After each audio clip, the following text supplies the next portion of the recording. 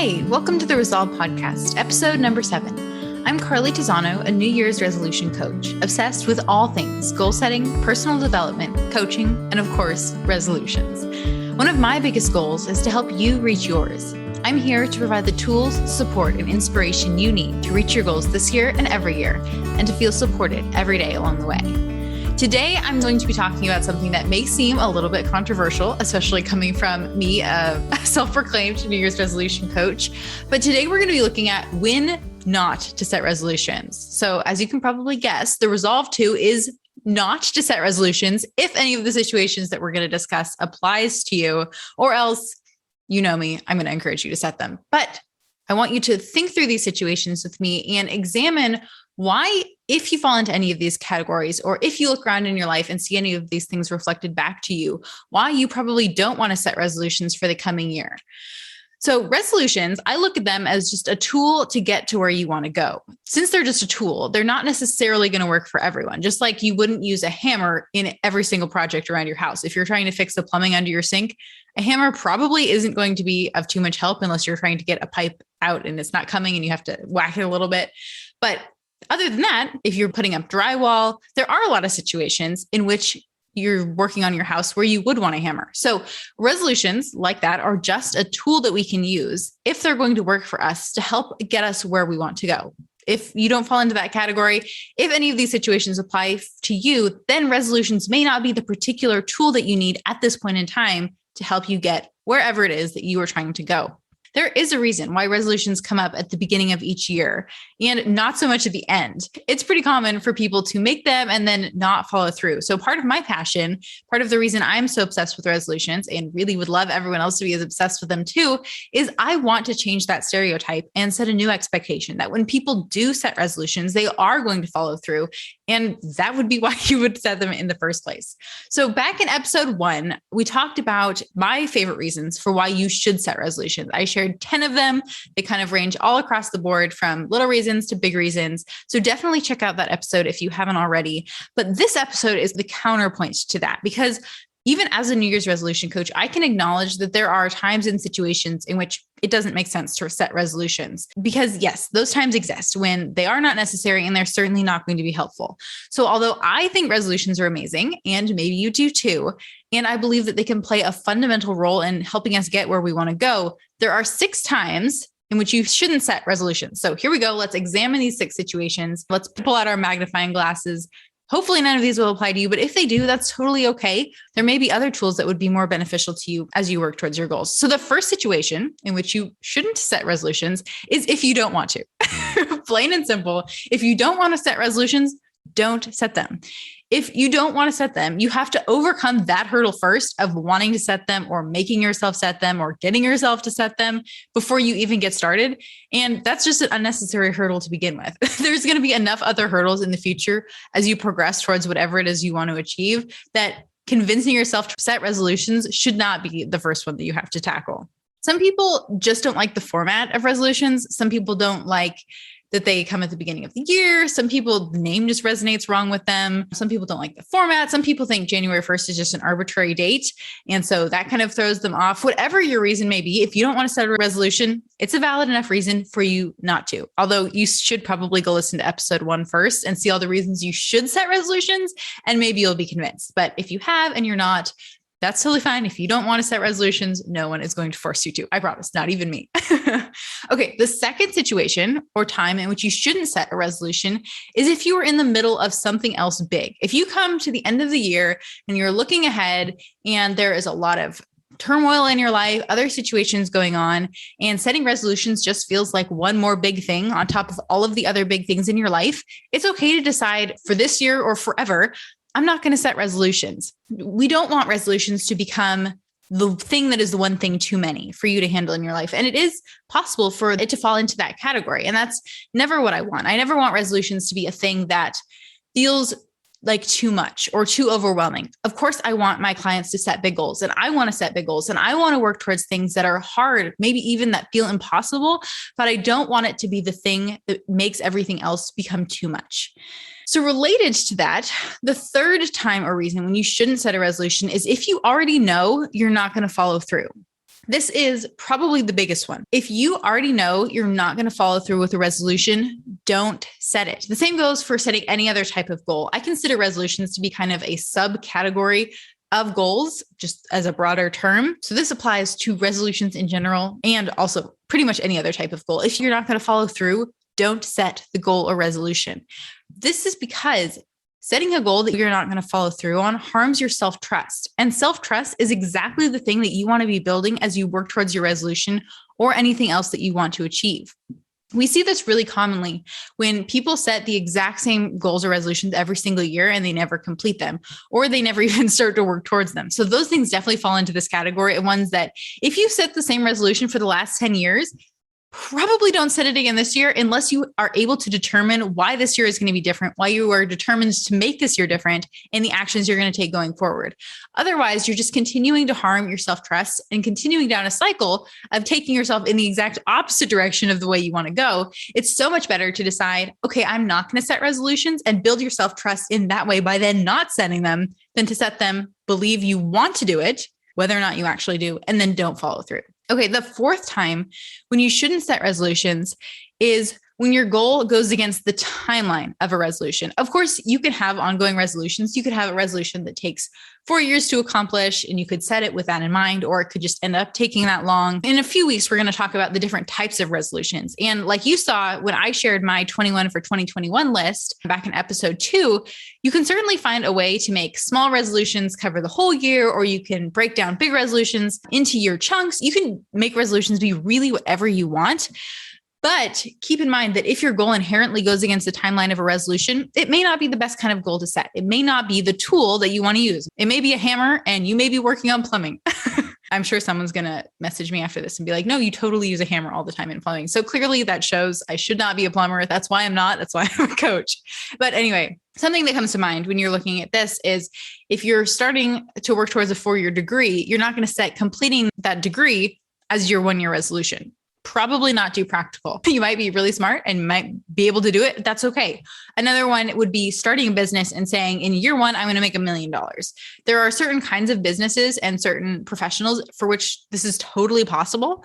But for a lot of people starting out, it's probably not the most realistic frame or mindset to bring to your business, especially if you're at the very beginning and trying to figure everything out and learn as much as you can. Trying to scale to that level is probably not the most practical thing to begin with. But of course, there are exceptions to every rule. Those are just some examples for when you wouldn't want to set a resolution because it goes against the inherent timeline of a resolution. Nothing is impossible, but I want to help you bring your recognition of your capacity into the decision-making process. So the fifth time when you should not set a resolution is when it's going to take you further from the things that you actually want. This one is a little bit trickier because it definitely applies to you, to the direction you're heading, your overall overarching goals, the specific goals and resolutions you want to set in a current year. But you can look at it this way. If your ultimate goal that you want to be working towards is about finding peace or calm, slowing down in your life, more time with friends and family, that kind of thing, then throwing a lot of accomplishment-based resolutions, things that you're going to check off that are going to require a lot of time and effort and energy, throwing those things into the mix are probably going to have the opposite effect of something that you really ultimately want in life. So in a few weeks, when we talk about the different types of resolutions, I'll be sharing about some that can be really helpful in times like this, that could help you emphasize and focus on finding peace and calm, slowing down the overall momentum of your life if that's what you want. Maybe your goal is the opposite though, and you have a lot of things you want to accomplish to get to a completely different goal. And in that case, setting a lot of resolutions that are very accomplishment and achievement based may be perfect for you. But that's why you want to take into account the things that you ultimately want in a stepping back, broader scheme, grander picture of everything, and then setting resolutions based off of that instead of the other way around. And finally, the sixth time you should not set resolutions is because someone else thinks that you should. So just because I think resolutions are awesome and amazing does not mean that you should set them this year or ever. Just because a family member or friend thinks that you should set them does not mean that you have to. Even if someone wants you to be their accountability partner for a certain goal, like they say, hey, we should start going to the gym 3 times a week. Just because they want your help in that doesn't mean you have to do it. It doesn't even have to be mutual. You can still support your friend. You can still be their accountability partner by having them text you every time they go to the gym. You could even make them send you a picture of the front of the gym or their time on the treadmill at the end of every day so that they could prove that they actually did go. They weren't just texting you from their couch. But don't do something just because someone else thinks you should. And this applies not just to setting resolutions on a grander scale, but like in that example, don't set particular goals or resolutions just because someone thinks you should. Just because someone thinks that you would love all these books that she's constantly posting about on Instagram, but I promise I never force people to read books unless they really want to, doesn't mean that you should automatically read more. So just because someone thinks you should set goals or resolutions or set a particular goal or resolution does not mean that you should. In fact, going back to point number 3, if it's going to harm your self-trust, you should probably do the exact opposite. So this episode is me signing your permission slip to not set a resolution for any of the 6 reasons I outlined above. Of course, it's really good for us to learn how to sign our own permission slips when we want to or when the situation is appropriate. But in this case, if you needed something external or just because this is what we're talking about today, I'm offering you a permission slip that if you don't want to set a resolution or any of these other situations applies to you, don't set a resolution. It's totally okay. I will not be mad. I would love if you continue to listen to the podcast because especially with all the great guests we have coming up, there's going to be so much wisdom and insight that you can apply to your life, whether or not you set goals and no matter what kind of goal it is you may be working towards in your life. There are a couple of other things though that I wanted to put in here at the end because I think they're still very important to moving in the direction of what we want ultimately, whether or not resolutions are part of the picture at all. So the first is that just because you don't know what you want, that is not a valid reason not to set a resolution. You don't have to set it in the form of a resolution if that doesn't resonate with you,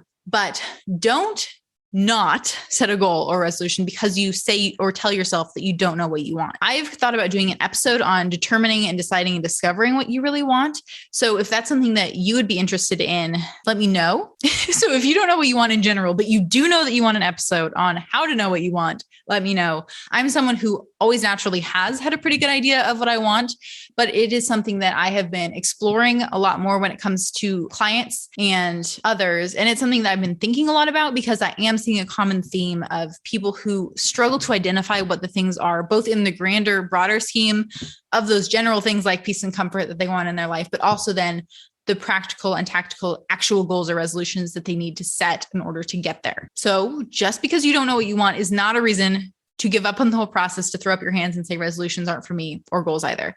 It is a reason to dig in and to figure out what those things are so you can identify whether goals or resolutions are going to be tools that you want to use going forward. And the other thing that I wanted to point out is don't let the name resolutions stand in the way. For some people, it does. You can call them just goals if you want to. You can throw the whole term out the window. I don't really care. Actually, I do because I love the term. I love feeling resolved. It always reminds me of the line from National Treasure. National Treasure is one of my favorite movies, and they talk about the resolute deaths. And I love that kind of grounded, serious, but I always laugh at that scene too. So it still kind of has that level of levity to it as well. But if you don't like the name or the term resolutions, throw it out. Even if you set goals that span from January 1st to December 31st, you can get rid of the term if you don't want it. Resolutions do still tend to get a pretty bad rap, which is something that I am passionate about changing. I'm still working on making that a reality though. I really want to change the resolution reputation, but in the meantime, you can go ahead and call your goals whatever you want to. As Shakespeare said, what's in a name? So go ahead and refer to them, whatever term is most beneficial to you.